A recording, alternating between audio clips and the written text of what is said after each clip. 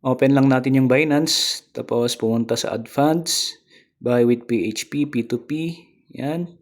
Tapos mag-select lang ng payment method, lagay, then place order, yan, buy payment details, yan. Tapos kopyahin mo lang yan, yung number, punta ka sa GCash, bayaran mo. So kung masyadong mabilis, slow down lang yung video, yan. Send lang ng payment dun sa GCash. Tapos pag nabayaran na natin, i-screenshot para i-send kay seller.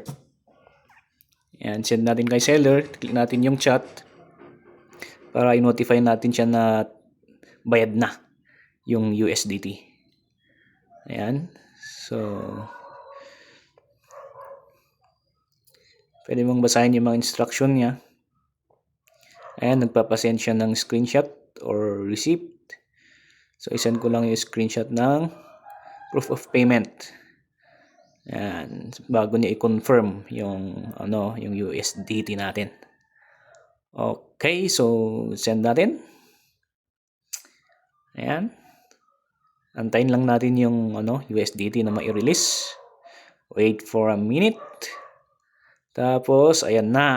Ayan yung 107 USDT na pwede na nating pambili ng Planet IX token. Okay, so balik tayo dito sa wallet. Punta lang tayo sa sa home. Ayan.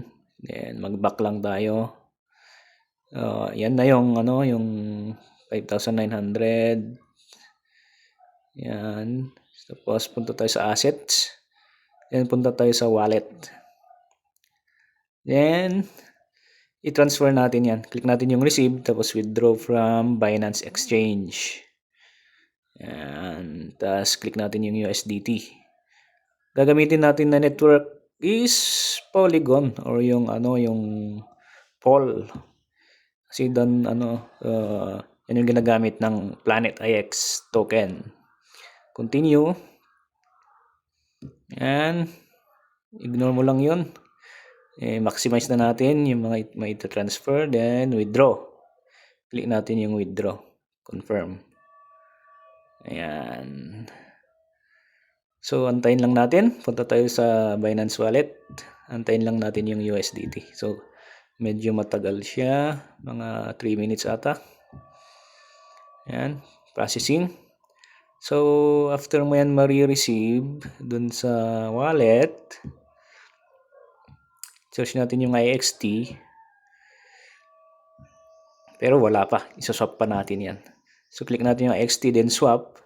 Ayan, mayroon na yung USDT na 107.